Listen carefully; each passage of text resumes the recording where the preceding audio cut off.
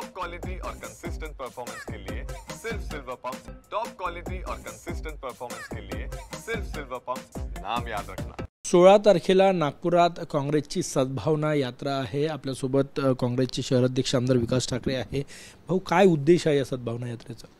नाही, एक सद्भावना शांतीचा संदेश जावा या निमित्तानं काँग्रेसचे प्रदेशाध्यक्ष आणि अखिल भारतीय काँग्रेस कमिटीचे आमचे इंचार्ज सेक्रेटरी रमेश चेन्नीथल्लाजी हे 16 तारखेला येत आहे आणि नागपूर शहरातील कार्यकर्त्यांना सर्वांना समभावाचा संदेश, कारण की नागपूर शहर हे सर्वधर्म समभावाचं शहर आहे आणि या शहरात सगळे एकोप्यानं राहतात।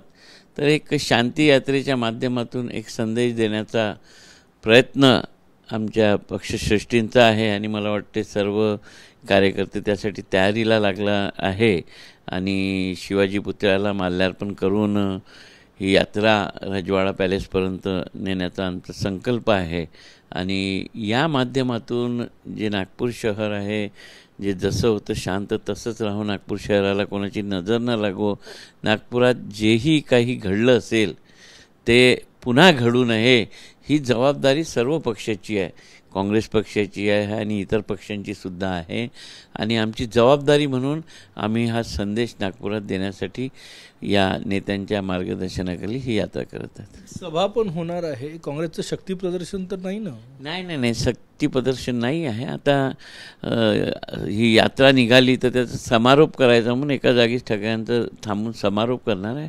कुठलंही शक्ती प्रदर्शन नाही आणि कुठलेही काही हे नाही आहे, एक शांतीचा संदेश देण्याच्या दृष्टीनं पक्षाचा हा कार्यक्रम आहे। कुठले कार्यकर्ते येणार? पूर्व विदर्भातले की फक्त नागपूरचे असणार? नाही, सध्या तर नागपुरातलेच कार्यकर्ते आहे, जे नेते मंडळी येतील आजूबाजूचे ते राहतीलच, परंतु नागपुरातीलच लोक या यात्रेमध्ये राहतील, बाहेरचे नेते मंडळी काही येणार आहेत। पोलीस परमिशन मिळाली? हां, पोलीस परमिशन दिली आहे। मला वाटते शांती यात्रेला परमिशन नाकारायचा प्रश्नच येत नाही या लोकशाहीमध्ये, कारण की सर्वांचा अधिकार आहे शांतता नांदवायची आणि त्यांनी माध्यमातून परमिशन मिळेलच। कार्यकर्त्यांना निवडणुकीच्या महानगरपालिका निवडणूक आहे त्या निमित्तानं उत्साह निर्माण करायचा आहे?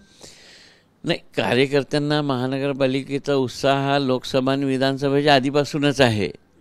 जे विधानसभा लोकसभा निवडणुकीच्या पहिले महानगरपालिका होणार होत्या आणि तेव्हापासूनच जे इच्छुक आहे ते आपल्या प्रभागात कामाला लागतात आणि एकंदरीत निवडणूक आली म्हणून तयारी करणारा हा पक्षाचा कार्यकर्ता नसतो, तो सातत्यानं लोकांच्या मध्ये राहून त्यांचे कामं करणारा हा कार्यकर्ता हा तयारीचा विषय असतो। तर मला वाटतं की आम्ही आमच्या कार्यकर्त्यांना नेहमी जनतेच्या समस्या सोडवण्यासाठी तयार राहा हाच निर्देश देतो आणि मग त्यात कोणत्याही निवडणुका आल्या त्या लढण्याचा मानस सगळ्यांचा असतोच। कॅमेरामॅन सचिन सायामसह गजानन उमाटे, TVNine मराठी, नागपूर।